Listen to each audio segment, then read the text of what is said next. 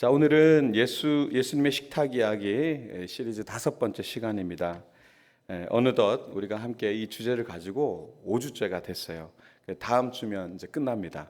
제가 처음에 이제 6주를 하겠다고 말씀을 드렸고 벌써 이제 5번째입니다. 그러니까 지난 한 달 동안 우리가 이 책을 가지고 여러 가지 이야기를 나눴던 거예요.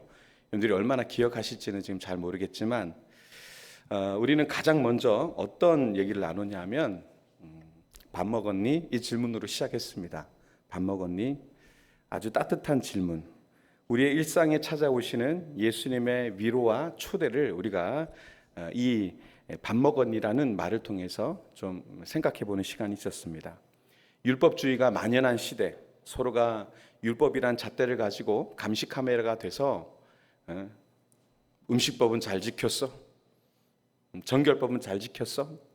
서로 만나면 다른 인사 안 하고 서로 감시를 하는 거죠. 그래서 그 사회 자체가 어땠을까요? 안 그래도 로마에 종속당해서 힘들어 죽겠는데 먹고 살기도 힘든데 서로가 감시하면서 끝없는 긴장 속에 하나 얻어 걸리면 그냥 마당으로 끌려 나가서 스토닝, 돌로 쳐 죽이는 일들이 다반사였던 그런 사회였습니다. 그러니까 얼마나 살벌하고 긴장감이 넘쳤을까요? 근데요, 그런 유대 사회 안에 예수님께서 오셨어요. 그리고 나서 모든 사람들이 율법을 잘 지켰는지를 확인하고 점검하는 그 속에서 예수님은 누구든지 다가오셔서 이렇게 얘기하셨죠. 밥 먹었어. 밥 먹었니? 오늘은 어때? 너의 마음이 어때? 힘들어? 이렇게 물어보셨다는 겁니다. 주님은 그 모든 사회의 긴장의 벽을 허물고 죄인과 세리, 이방인, 여러분 이 사람들은 완전히 고립된 사람들이었어요. 사회적으로 완전히 도태돼서 어떤 주류에도 낄 수 없었던 그런 사람, 말 그대로 죄인이었습니다. 근데 그 모든 경계를 허물고 누구든지 환영받는 포용의 자리로 그렇게 만드셨습니다. 그렇게 새로운 하나님의 나라 공동체가 탄생하는 것을 우리가 첫 번째 말씀 속에서 함께 보았습니다. 그런데 그렇게 모인 식탁 공동체는 단지 함께 음식을 먹는 것을 넘어서서 자신의 곳간을 열어서 가난한 이웃을 돌아보고 또 절망에 빠진 자들의 존엄을 세워주는 나눔과 섬김의 아주 정의로운 식탁이 되었다라는 것을 통해서 우리 또한 그렇게 되어야 함을 배웠습니다. 그리고 지난주에는 그 모든 나눔과 섬김의 행위 이전에 우리의 마음의 중심을 살피시는 주님 앞에 우리가 한번 우리 자신을 돌아보는 그런 시간을 가졌습니다. 위선, 이기적 욕망, 시기심, 우리가 선행을 하면서도 우리 안에 충분히 가면을 쓰고 그렇게 위선적일 수 있다는 겁니다. 누가 보기에도 정말 교회를 위해서 헌신하는 것 같은데 그 속에 낱낱이 들여다보면 그게 아닐 수 있는 가능성이 있다라는 것이죠. 그렇습니다. 우리가 위선 그리고 그 안에 도사리는 나의 어떤 자랑과 어떤 교만 그런 시기심을 다 내려버리고 진실한 사랑과 배려로 서로를 대하는 것이 참된 믿음의 식탁이라는 것을 우리가 말씀을 통해서 깨달았습니다. 자, 이렇게 위로받고 초대받았으며 또 나눔과 섬김의 책임을 배우고 마음의 중심을 돌아본 우리에게 오늘 예수님께서는요 또 한 번 우리로 한 걸음 더 나가야 된다라는 메시지를 우리에게 주십니다. 그것이 뭐냐 하면 바로 환대입니다. 환대.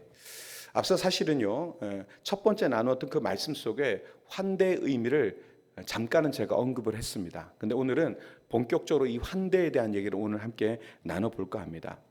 그래서 오늘 제목을 생명을 살리는 환대의 식탁이라고 그렇게 제목을 정했습니다.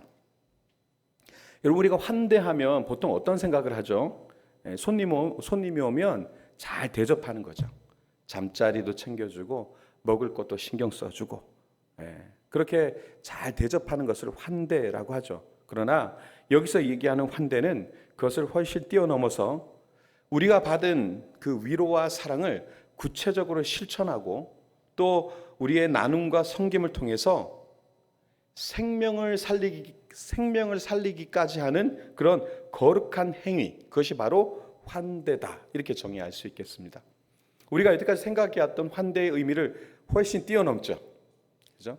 우리가 예수를 통해서 받은 위로, 사랑, 그리고 그분이 보여주신 나눔과 섬김, 이 모든 것들을 우리가 배워 그것을 우리의 삶을 통해서 표출하고 그것을 통해서 죽어가고 낙심하는 영혼들을 일으키고 살리는 그 모든 행위, 이 모든 것이 무엇이다? 환대이다. 예. 그래서 환대라는 것은요, 그렇습니다. 한 사람의 인생을, 더 나아가서는 한 공동체의 운명을 바꾸는 놀라운 힘을 가진 것이 환대의 능력입니다. 오늘 말씀을 통해서 우리의 삶의 문을 활짝 열어서 생명과 복을 나누는 진정한 환대의 사람들이 다 되실 수 있기를, 그런 저와 여러분들이 되실 수 있기를 주님의 이름으로 축복합니다. 그러고 보니까 우리 옆에 인사 안 하는데, 그죠? 인사 안 했죠? 좀 늦었지만 우리 환대하는 얼굴로 환한 웃음으로 옆에 분과 인사하겠습니다. 사랑하고 축복합니다. 예. 예.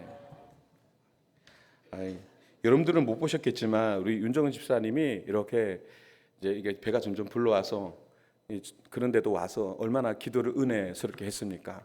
근데 옆에 있는 집사님이 뿌듯하게 이렇게 기도 마치고 들어가는데 벌써 눈 뜨고 아내를 하트 뿅뿅 날리면서 쳐다보고 있었어요. 저한테 들켰어요. 아주 그냥 아주 팔불출이야 아주 그냥. 네, 너무 좋아 보여요. 네. 자, 본론으로 이제 함께 들어갈 텐데, 우리가 이제 환대에 대한 이 얘기를 할 때 그 시작은 언제나 우리를 향한 하나님의 놀라운 환대가 되어야 합니다. 우리가 환대에 대해서 얘기할 때 그 시작이 뭐부터요? 언제나 우리를 향한 하나님의 놀라운 환대, 거기서부터 시작해야 된다는 겁니다. 자, 우리가 지금 계속 나누고 있는 예수님의 식탁 이야기에서는요, 어떻게까지 얘기하냐면 예수님의 탄생 이야기 그 자체, 오늘 읽었던 본문의 예수님의 탄생 이야기 그 자체가 이 세상 무엇과도 비교할 수 없는 하나님의 자기 희생적인 환대를 극적으로 보여주는 사건이다, 이렇게 얘기합니다. 성육신의 사건이죠. 하나님께서 인간, 피조물인 인간의 육신을 입고 이 땅에 오신 그 사건, 그것이야말로 세상의 어떤 것과도 빗댈 수 없는 하나님의 자기 희생적인 환대, 그것을 가장 극적으로 보여주는 사건이다, 이렇게 표현합니다. 저는 굉장히 동의합니다. 그래서 첫 대지를 제가 어떻게 잡았냐면 세상에 오신 하나님의 환대, 이게 첫 대지를 이렇게 잡았습니다. 자, 오늘 이제 읽었던 본문 누가복음 2장은요, 우리를 차갑고 분주했던 이 베들레헴의 밤으로 우리를 이렇게 이끌어 가게 됩니다. 자, 오늘 본문 한번 읽어볼까요? 다시 한번 2장 4절로 7절까지 말씀을 우리 차분하게 한번 읽어보겠습니다. 자, 시작. 요셉도 다윗의 집 족속이므로 갈릴리 나사렛 동네에서 유대를 향하여 베들레헴이라는 다윗의 동네로 그 약혼한 마리아와 함께 호적하러 올라가니 마리아가 이미 잉태하였더라. 해산의 날이 차서 첫 아들 낳아 강보로 싸서 구유에 뉘었으니 이는 여관에 있을 곳이 없음이러라. 아멘. 아멘. 여러분, 이 장면을 한번 우리가 많은 교회를 다니면서 수많은 이제 상상들을 해보고 앞에 연극도 하고 그랬잖아요. 한번 생각해 보면 로마 황제 아구스토의 명령을 따라서 이 만삭의 몸을 이끌고 나사렛에서부터 먼 길을 걸어온 요셉과 마리아가 이제 우리가 생각할 수 있습니다. 그들이 얼굴이 어땠을까요? 얼마나 힘들었을까요? 교통수단도 없고 또 길도 너무 척박할 거 아닙니까? 물론 로마 시대라 길이 좀 닦였을 수도 있겠습니다만 그래도요, 도보로 걸어가기엔 너무나 고단한 여정이었을 겁니다. 더군다나 아이도 가진 그런 임신한 몸이었으니까. 그러나 그 고단함과 동시에 곧 태어날 아기가 어떤 아기인지 그들은 알고 있었잖아요. 그러니까 마음속에 뭐가 있었을까요? 기대도 있었겠죠. 오랫동안 걸어왔던 그런 고단함, 기대, 그리고 도착했는데 마땅히 쉴 만한 그런 곳을 찾지 못해서 굉장히 불안한 그런, 이제 산딸이 다 돼서 아이가 이제 나올 상황이 된 걸 감지했을 거 아닙니까? 그런데 어디도 머물 곳이 없는 상황을 그들이 맞닥뜨리게 되니까 불안함, 이런 것들이 막 교차했을 거예요. 자, 다윗의 후손이기에 찾아온 왕의 고향 베들레헴이었지만 아무도 그들을 반겨주지 않았습니다. 아무도. 자, 그들이 문을 두들겼습니다. 똑똑똑. 연극 제목 기억나세요? 빈 방이 없어요. 빈 방이 없습니다. 죄송합니다. 방이 없습니다. 뭐 호적하러 오는 사람들이 굉장히 많았을 테니까요. 그죠? 가는 곳마다 방이 정말 없는 거죠. 차가운 거절을 합니다. 아이를 이렇게 가져서 배가 이렇게 나와 있고 산딸이 다 돼서 이렇게 고되게 왔는데도 뭐 배척하죠. 차갑게 거절합니다. 온 세상을 창조하신 하나님, 만왕의 왕으로 오실 메시아께서 정작 이 땅에 오실 때에 몸 하나 닐 방 한 칸조차도 얻지 못했다는 이 가슴 아픈 이 장면의 영적 의미가 무엇일까요? 요한복음에서 이걸 이렇게 증언하고 있습니다.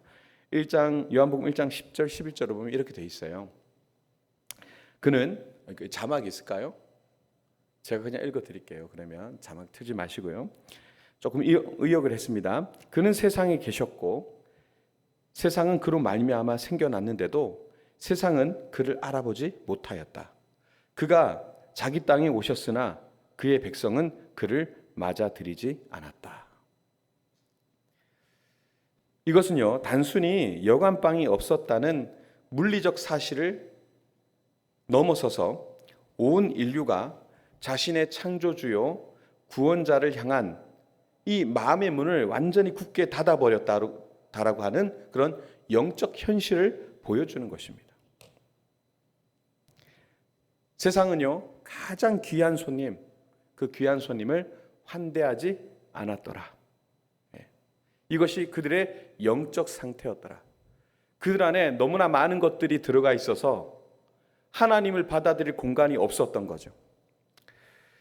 참 절망적이죠. 그러나 여기서 이야기가 끝나지 않습니다. 바로 이 가장 차가운 거절의 자리에서 가장 놀랍고 따뜻한 하나님의 환대가 시작되기 때문에 그렇습니다. 하나님께서는 세상의 냉대와 외면에 여러분 충분히 분노하실 만도 했을 것 같아요. 아니, 창조주 하나님을, 너희를 구원할 메시아를 맞아들이지 않아?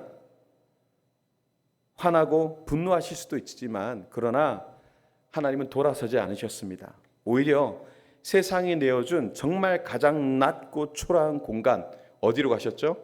짐승들의 체온과 냄새로 가득한 마구간의 한 구석, 바로 그 구유의 당신의 아들을 위한 자리를 선택하셨습니다. 여태까지의 식탁과는 좀 다르죠. 물론 이것도 식탁이긴 합니다.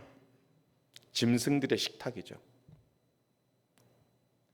낮아졌고 더 낮아졌고 더 낮아진 그 자리에 예수님께서, 하나님께서 그 자리를 택하셨습니다. 왜 하필 구유였을까? 구유는 짐승들이 생명을 유지하기 위해 먹이를 먹는 밥그릇이요, 또한 그들의 식탁이었습니다. 하나님께서는 바로 그 짐승의 밥그릇, 그 생명의 자리에 당신의 아들을 뉘음으로써 이 아기야말로 온 세상에 낮고 천한 모든 굶주린 영혼들을 위한 생명의 떡이요, 하늘로부터 온 생명의 양식을 보여주시는 놀라운 표적으로 삼으신 것입니다. 이 사건 자체가 그러한 표적이 된 것입니다. 세상이 내어준 가장 초라한 공간이 이제 어떤 의미가 부여되죠? 온 인류를 위한 가장 풍성한 생명의 식탁으로 변화되는 순간이 바로 이 순간이 되는 것입니다. 하나님께서는 세상의 거절, 냉대, 이것을 재료로 삼아서 가장 위대한 구원의 잔치를 차리신 것입니다. 역설적이죠. 이것이 바로 우리를 향한 하나님의 선제적이고 무조건적인 자기 희생적인 환대입니다. 우리가 누군가를 환대할 수 있는 힘이, 여러분, 우리의 넉넉함, 타고난 우리의 친절함, 우리의 성품, 거기서 나온다고 보십니까? 아니요, 아닙니다. 마음의 방 한 칸 내어주지 못했던 그런 우리를 위해 당신의 전부인 그 아들을 기꺼이 짐승들의 밥그릇에 생명의 식탁으로 내어주신 그 하나님의 놀라운 환대를 우리가 깊이 깨닫고 경험하게 될 때 비로소 우리의 닫힌 마음의 문도 열릴 수 있는 것입니다. 그래서 처음에 시작할 때 말씀드렸던 것처럼 우리의 모든 환대는 그렇습니다. 우리 하나님으로부터, 그 하나님이 우리에게 보여주신 환대를 알고 깨달음으로부터 우리가 그 환대를 다시 시작할 수 있는 것입니다. 우리의 모든 환대는 바로 이 구유에서 시작된 생명의 식탁, 그 이후에 그 십자가의 사랑으로부터 흘러나올 때 가능하다. 자, 하나님의 이러한 놀라운 환대를 경험한 우리는 이제 우리의 삶의 자리에서 구체적으로 환대를 실천해야 됩니다. 이 환대를 경험했어요. 하나님께서 우리의 부족함, 연약함, 죄악 많음, 또 완악함 이런 것들을 아심에도 불구하고 낮고 천한 자리에 오셔서 우리를 그저 받아주신 것처럼, 우리가 그 하나님의 그 환대를 깨닫고 우리가 그 환대 속에 있다라는 사실을 깨달았다면 그 환대를 경험한 우리가 우리의 삶의 자리에서 똑같이 그 환대를 실천해야 되겠죠. 자, 예수님의 식탁 이야기 이 책에서는요, 우물이라는 상징을 통해서 우리가 가진 자원을 나누는 환대가 어떻게 생명을 살리고 평화를 이루는지를 아름답게 그려보면서 우리 또한 그렇게 환대할 것에 대해서 구체적인 얘기를 하고 있습니다. 그래서 오늘 두 번째 대지의 제목은 제가 책 챕터 안에서 우물에 대한 얘기를 이제 좀 인용을 해서요, 우물가의 환대라고 이렇게 잡았습니다. 고대 근동의 그 지역 자체가 굉장히 메마른 지역이죠. 이스라엘이 있었던 그 지역도 에반트 지역이라 그래서 이스라엘이란 땅을 왜 그렇게 많은 고대의 이집트라든가 또 바벨론이라든가 아수르라든가 그 많은 나라들이 이 땅을 왜 그렇게 차지하려고 했냐면 이 에반트 지역이 바로 U자형 그런 오아시스 지형이기 때문에 그렇습니다. 그곳에는 물이 풍성하고 작물이 잘 자라는 그런 곳이었기 때문에 그 땅을 차지하려고 했어요. 그래서 고대 근동에 있어서 물이라는 것 자체가 생명이었고요. 특히 우물을 가진다는 것은 굉장히 중요한 일이었습니다. 그래서 우물이 있는 곳마다 공동체가 형성이 되었습니다. 우물이 있는 곳마다 마을과 도시가 형성이 되었습니다. 오늘 바로 그 우물가에서 놀라운 환대의 이야기를 우리가 살펴보게 될 것인데, 첫 번째 우물가의 이야기는 요한복음 4장에 나오는 한낮의 우물가 이야기입니다. 자, 요한복음 4장 7절에서 10절 그리고 13절 14절을 같이 한번 읽어보겠습니다. 먼저 7절에서 10절까지 함께 읽겠습니다. 자, 시작. 사마리아 여자 한 사람이 물을 길르러 왔음에 예수께서 물을 좀 달라 하시니 이는 제자들이 먹을 것을 사러 그 동네에 들어갔음이러라. 사마리아 여자가 이르되 당신은 유대인으로서 어찌하여 사마리아 여자인 나에게 물을 달라 하나이까 하니 이는 유대인이 사마리아인과 상종하지 아니함이러라. 예수께서 대답하여 이르시되 내가 만일 하나님의 선물과 또 내게 물 좀 달라 하는 이가 누구인 줄 알았더라면 내가 그에게 구하였을 것이요 그가 생수를 내게 주었으리라. 아멘. 우리 13절 14절 같이 읽겠습니다. 시작. 예수께서 대답하여 이르시되 이 물을 마시는 자마다 다시 목마르려니와 내가 주는 물을 마시는 자는 영원히 목마르지 아니하리니 내가 주는 물은 그 속에서 영생하도록 솟아나는 샘물이 되리라. 아멘. 자, 이 이야기는 우리가 너무 잘 아는 이야기죠. 사마리아의 한 여인이 물을 길러 왔다가 예수님을 만나는 장면을 나타내는 본문입니다. 자, 한 여인이 있었습니다. 아무도 물을 길러러 오지 않은 정오에 그 가장 뜨거운 오늘 뜨거움을 맛보셨죠? 오늘 뜨거움을 맛보셨나요?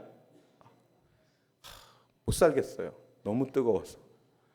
여긴 더 뜨겁습니다.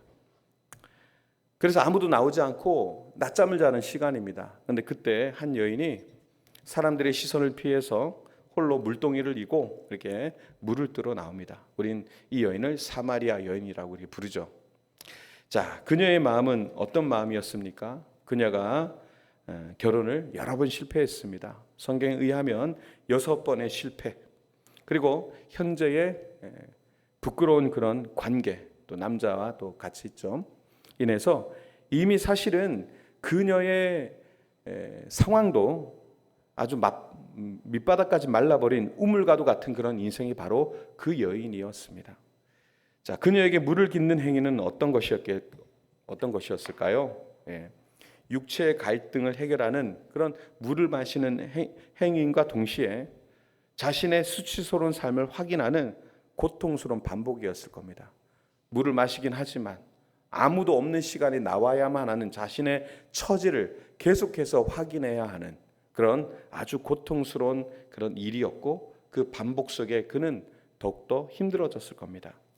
근데 바로 그 절망에 있었던 그 자리에 예수님께서 찾아오시게 되죠.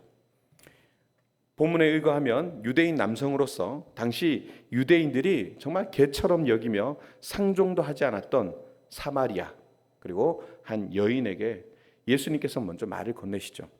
내게 물을 좀 달라. 자, 이 한마디가요, 어떻습니까? 단순한 요청이 아니었죠. 쉽지 않은 일입니다. 있을 수 없는 일입니다.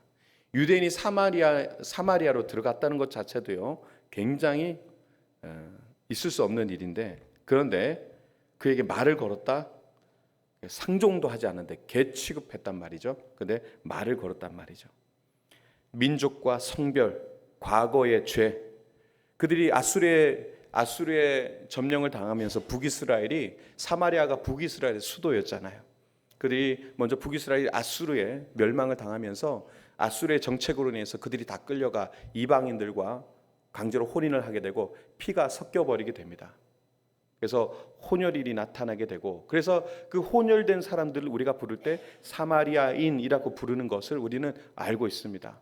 자, 근데 과거에 그런 그들의 불순종으로 인해서 아수르의 멸망당함으로 피가 섞여버린 그들의 정체성, 그러니까 그들의 죄와 허물을 완전히 뛰어넘어서 한 인격체를 향해 예수님께서는 마음을 열고 관계를 시작하려고 하는, 당시로서는 파격적인 그런 환대의 시작을 보여주는 본문입니다. 있을 수 없는 일인데, 예수님은 그녀에게 한 모금의 물을 얻고자 하셨지만 정작 그녀에게 주고자 하셨던 것은 사실상 물 한 잔과는 비교할 수 없는 너무너무나 큰 것이었습니다. 주님은 그녀가 가진 어떤 육체적 갈증을 넘어서서 그 누구도 채워줄 수 없었던 영혼의 깊은 목마름, 갈증, 그것들 깨뜨려 보시게 되죠. 그리고 선언하시게 되는데, 그것이 요한복음 4장 14절 말씀입니다. 이게 자막이 있을까요? 자, 함께 읽겠습니다. 시작.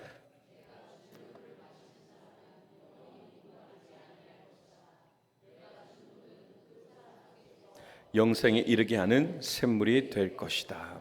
아멘. 예, 그렇습니다. 예수님은 자신의 가장 귀한 자원, 무엇입니까? 바로 영원한 생명을 주는 생수를 그녀에게 아낌없이 나누어 주셨습니다. 영원히 목마르지 않은 생수.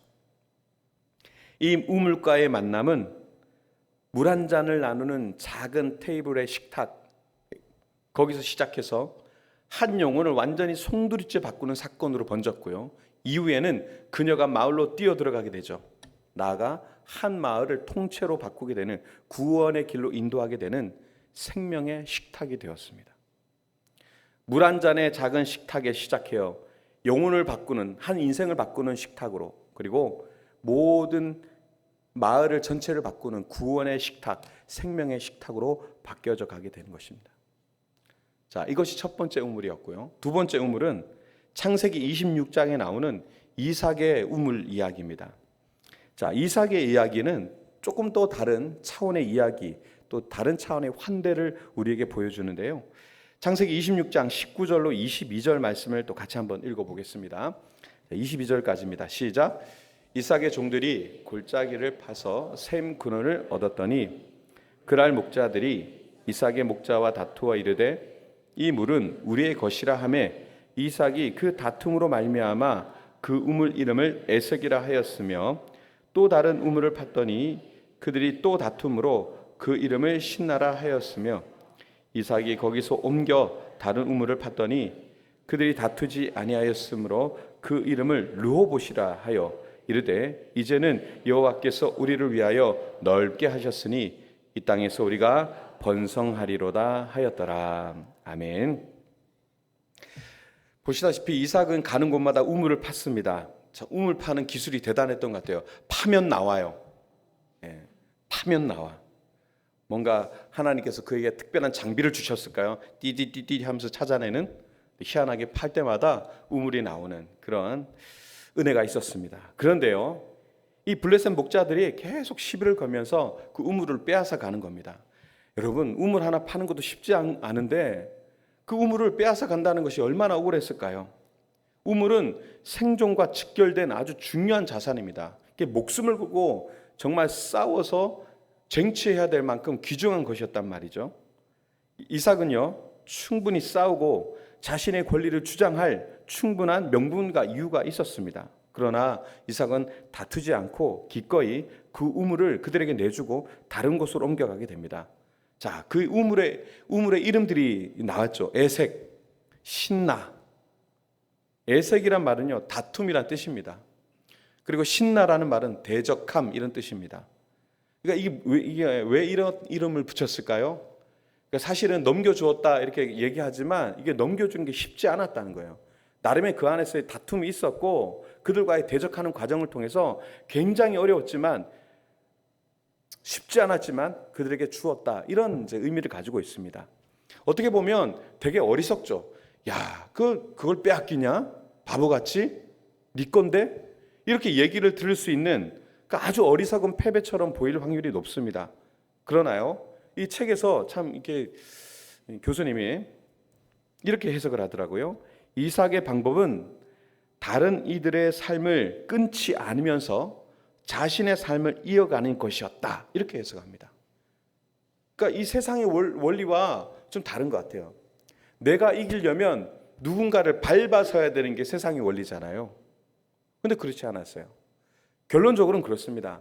세상의 다른 사람의 삶을 끊어내거나 짓밟지 않으면서도 자신의 삶을 이어가는 그런 선택이었다라는 겁니다. 그는 당장의 이익과 권리를 주장하며 싸우기보다 이 우물, 생명의 근원인 우물을 함께 나누어 줌으로써 뭘 얻었습니까? 평화, 샬롬을 얻었습니다. 샬롬. 이것이 바로 자원을 나누는 환대다라고 그렇게 얘기를 합니다. 결과적으로 여러분 어떻게 됐습니까? 이 환대는요, 놀라운 결과를 가져오게 됩니다. 마침내 그가 아무 다툼 없이 우물을 팠는데 더 이상 다툼이 일어나지 않았어요. 그래서 그 파괴된 우물의 이름을 짓는데 뭐라고 짓습니까? 르호봇이라고 지었거든요. 르호봇. 이 뜻이 뭐냐면 넓은 장소. 뒤에 말씀의 뒤에 풀이가 돼 있어요. 넓은 장소라고 부르게 됩니다.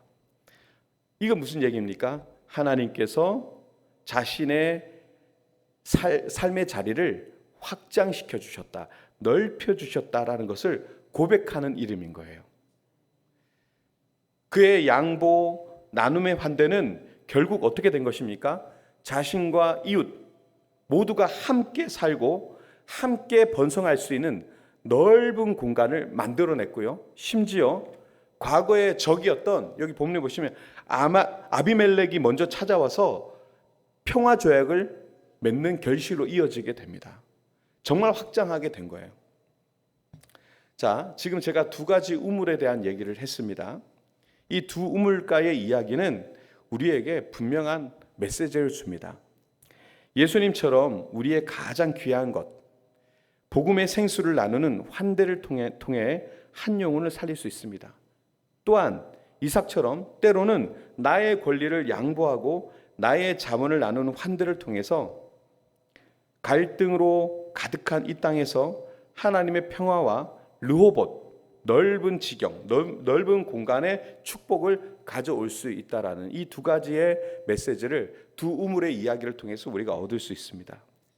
우리의 작은 나눔과 양보의 환대가 이처럼 생명을 살리고 평화를 이루는 통로가 된다는 것을 우리가 좀 기억할 수 있으면 좋겠습니다. 여러분, 이게 쉽지 않습니다. 우리는 욕심꾸러기거든요. 어떻게든 하나 더 가지고 두 개 더 가지면 세 개까지 갖고 싶은 게 인간의 심보인데, 그런데 내가 가진 걸 누가 뺏어간다? 이거는 어떻게 하겠습니까? 여러분 같으면 다 선한 얼굴로 앉아 계시지만 제가 알아요. 다 한번 3번 건드리면 그냥 훅 하고 옛사람이 툭 튀어나와서 어떻게 할지 제가 잘 압니다. 그러나 오늘 말씀을 통해서 우리에게 주는 이 환대의 이 정신, 앞서 첫 번째 이야기했던 얘기들을 여러분들이 기억하셨으면 좋겠어요. 그래도 잘 모르시겠으면 영상을 또 보시면 되겠죠.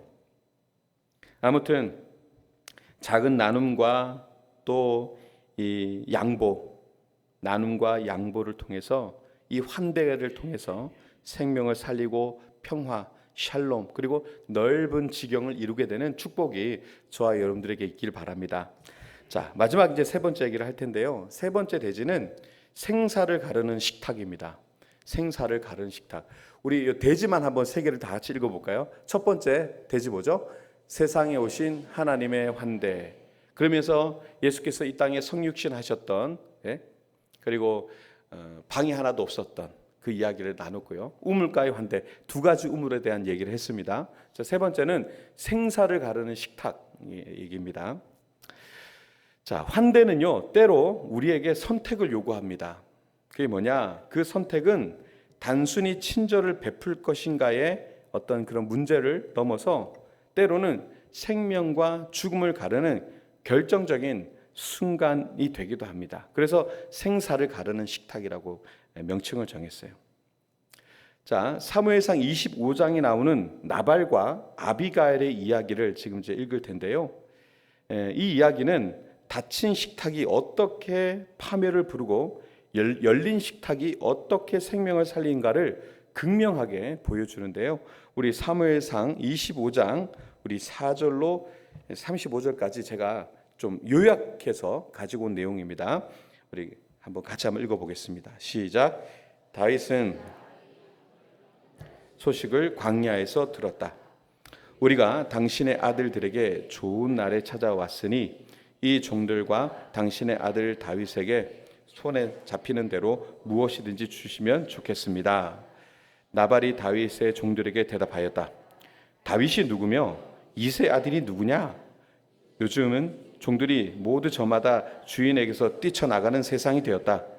그런데 내가 어찌 빵이나 물이나 양털 깎는 일꾼들에게 주려고 잡은 짐승의 고기를 가져다가 어디서 왔는지도 모르는 자들에게 주겠느냐? 아비가일은 급히 빵 200덩이와 포도주 2 가죽부대와 준비하여 자기 종들에게 말하였다. 너희는 나보다 앞서 가거라. 나도 너희 뒤를 따라가겠다. 다윗이 아비가일에게 말하였다.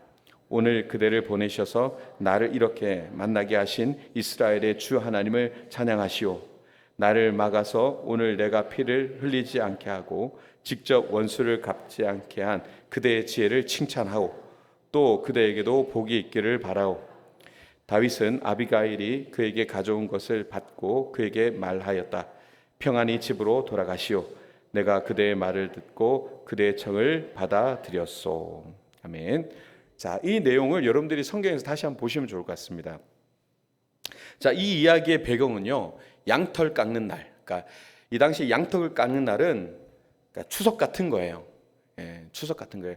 길렀던 양들의 그 털을 깎아서 이제 수확을 하는 날이기 때문에 잔치 같은 날이죠. 그래서 큰 잔치가 벌어졌습니다. 누구의 집에? 나발의 집에. 이름은 영 그렇게 마음에 들지 않은 나발. 아무튼 풍성한 고기 냄새가 막 진동하고요. 흥겨운 웃음소리도 막 나오고, 그리고 막 음악도 흘러나왔겠죠. 아무튼 그야말로 축제의 현장이었을 겁니다. 바로 그때 광야에서 나발의 목자들과 양떼를 지켜주었던 다윗이 소년들을 보내서 정중하게 음식을 요청하게 됩니다. 은혜를 그들을 이제 보호해줬단 말이죠. 근데 그래서 이것에 대한 요청은요, 사실은 굉장히 당연한 거예요. 합당한 일이었습니다. 그래서 그에게 가서 정중하게 음식을 요청했습니다. 근데 나발의 반응이 어땠냐면, 그가 굉장히 부유했어요. 양의 털을 깎을 정도로 양농장을 가지고 있었다면 얼마나 부유했겠습니까?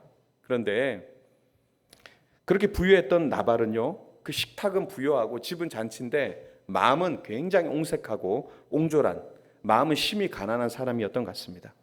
그는 자신이 가진 모든 것이 자신이 얻은 것을 자신의 힘으로 얻은 것이라고 착각하면서 감사하기는커녕 교만과 인색함으로 가득했어요. 지금 한 얘기가 여러분 무슨 의미인지 아시겠죠? 그러니까 내가 했어 그런 순간 사람은 옹색해질 수밖에 없습니다. 근데 하나님이 하셨어요. 하나님께 주셨어 그러면 청지기의 마인드, 청지기의 정신 이 안에 들어가기 때문에 이것은 내 것이 아니야. 그리고 흘려보낼 수 있는 담대함이 있어요. 네, 그렇습니다. 그런데 이 나발은요 후자에 속하지 못했고 내가 했어라고 하는 자랑과 교만으로 가득했고 그의 마음은 그래서 옹색했습니다. 그래서 다윗이 요청에 들어왔을 때 뭐라고 얘기합니까? 아주 자존심 상한 얘기합니까? 다윗은 누구? 이새의 아들은 누구? 그러면서요, 그러니까 듣도 보도 못한 잡것이 와가지고 뭘 요구하고 있어? 요즘은 말이야 종들이 다 뛰쳐나가서 말이야 주인에게 대드는 그런 상황이 됐어. 그렇게 외치면서 도움을 청했던 손을 무척 부끄럽게 만들었어요. 당당한 요청임에도 불구하고. 그래서 이 나발의 식탁은 완전히 닫혀있는 식탁이었습니다. 식탁은 풍성했으나 닫혀있는 식탁이었고 자신만을 위한 식탁이었습니다. 예. 근데요 지금의 이 나발의 이 말 한마디가 칼날이 돼서 돌아옵니다. 아주 날카로운 칼날이. 예. 이것이 바로 어리석음과 인색함이 차려낸 죽음의 식탁이었습니다. 자, 이 소식을 들은 다윗이요 화가 났어요. 경노하게 됩니다. 400명의 군사를 이끌고 나발의 온 집을 완전히 멸하기 위해서 진격합니다. 자, 분노한 다윗의 칼날이 나발의 집을 향해서 그 서슬퍼렇게 빛을 번쩍번쩍 내고 있을 때 그야말로 일촉즉발의 그런 순간이죠. 그때 바로 지혜로운 여인이 등장합니다. 그의 이름은 아비가일입니다. 그녀는 이렇게 지혜로운데 남자를 보는 눈이 없어서 그런지 몰라도 남편은 나발이었어요. 아비가일은 너무 이름이 예쁜데 나발은 이상해요. 병나발 이런 것 같고 아무튼 그리고 너무 옹색해요. 돈은 가졌으나 졸부고요. 옹색한 사람이에요.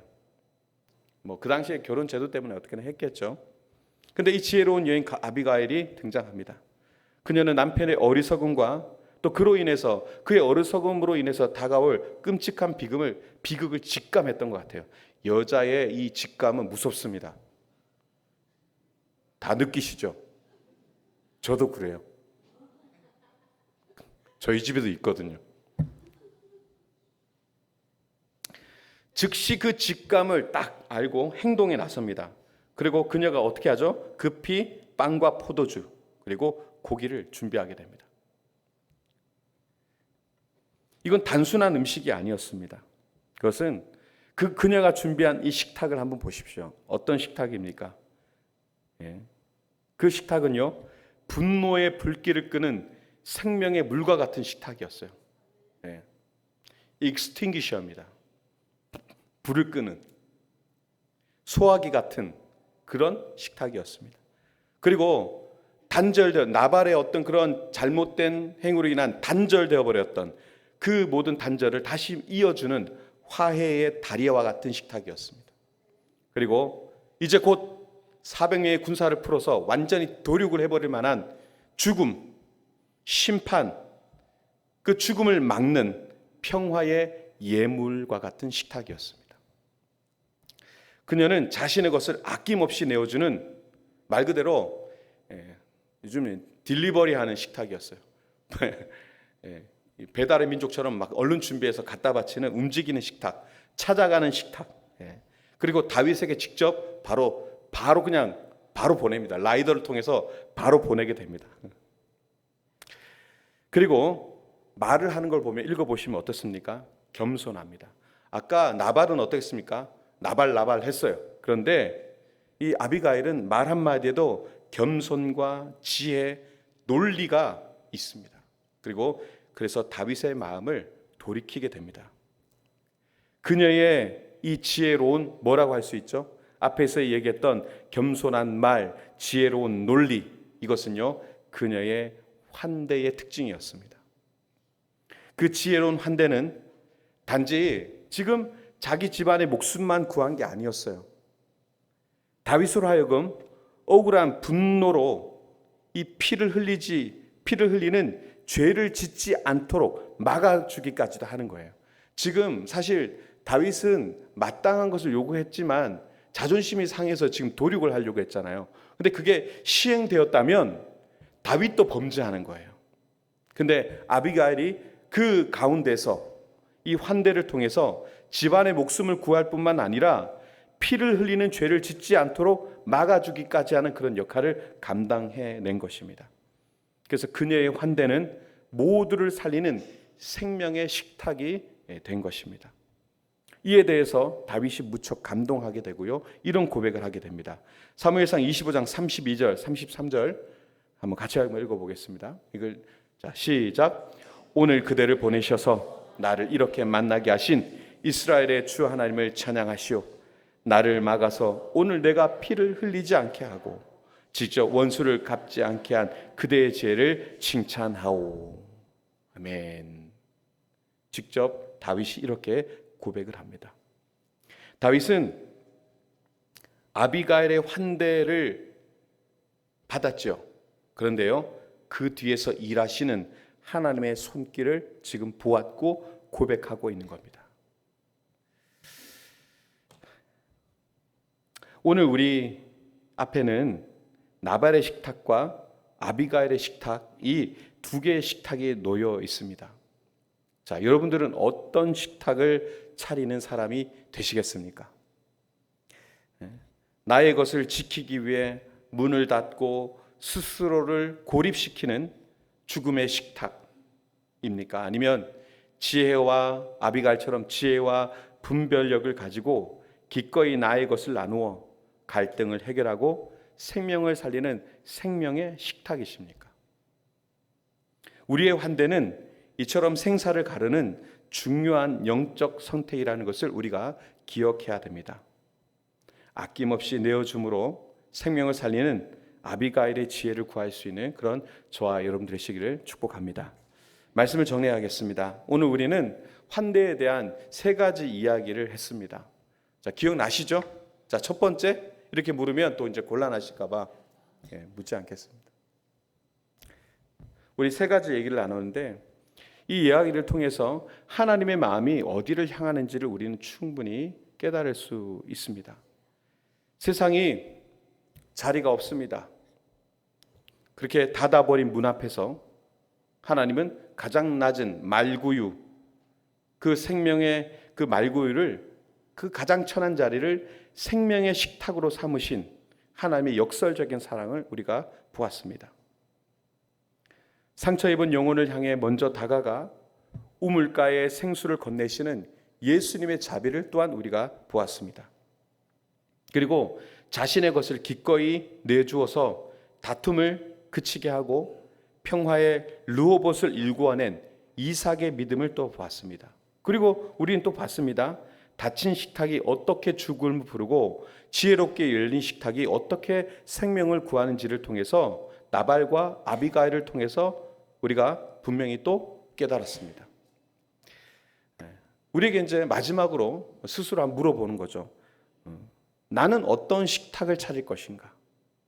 나는 과연 어떤 식탁을 차릴 것인가? 우리의 삶에도요, 크고 작은 나발의 순간이 올 겁니다. 여러분들의 마음은 넉넉하십니까? 내 것을 지키고 싶고 마음의 문을 닫고 싶으며 이만하면 됐어라고 선을 긋고 싶은 그런 유혹이 우리에게 있습니다. 그러나 바로 그 순간이 우리가 아비가일의 지혜를 구해야 할 때인 줄로 믿습니다. 아비가일처럼 환대하는 것은 단순히 음식을 나눈 것을 넘어서 나의 시간과 마음, 나의 재능, 그리고 기도를 기꺼이 내어주는 것입니다. 그것은 갈등의 자리에서 나와서 나의 권리를 주장하기보다 이삭처럼 평화를 위해서, 샬롬을 위해서 한 걸음 물러나는 용기입니다. 그것은 상처 입고 목마른 영혼에게 예수님처럼 먼저 다가가 생명의 복음을 건네는 사랑입니다. 한번 오늘 말씀을 여러분 잘 기억하셨으면 좋겠습니다. 우리의 작은 환대가 누구에게는요 절대 잊을 수 없는 구유의 식탁이 될 수 있고 메마른 영혼에 터져 나오는 생명의 우물이 될 수 있습니다. 또 파멸을 막는 생명의 방패가 될 수 있습니다. 여러분들이 여는 그 작은 식탁이요. 남은 한 주간 성령께서 저와 여러분들의 마음을 넓혀주셔서 나의 만족을 구하는 나발이 아니라 생명을 살리는 아비가일의 지혜로 살아가는 그런 저와 여러분들이 되었으면 좋겠습니다. 우리의 가정, 교회, 우리 모두가 문을 활짝 열어서 지친 나그네를 맞이하고 상처 입은 영혼들을 위로하는 생명을 살리는 환대의 식탁으로 풍성히 차려줄 수 있으면 너무너무 좋겠습니다. 혹여나 우리 마음이 너무 강팍하고 무엇인가를 수용할 수 없는 그런 가운데 있다면 기도하십시오. 그리고 먼저 처음 시작했던 예수님의 그 이 땅에 오심 그 순간, 그리고 그 말구유를 먼저 기억하셨으면 좋겠습니다. 오히려 거기를, 그곳을, 가장 천한 그곳을 환대의 극적인 상황으로 반전시키셨습니다. 우리가 하나님의 그러한 사랑으로, 그러한 환대 속에서 우리가 하나님을 만났습니다. 구원받았습니다. 우리를 먼저 환대해 주신 예수 그리스도의 이름을 늘 기억하시면서 오늘 이 메시지를 잘 기억하여 여러분들의 삶 속에 생명을 살리는 환대 식탁이 날마다 차려지는 그런 승리와 은혜가 있으시기를 주님의 이름으로 축원드립니다.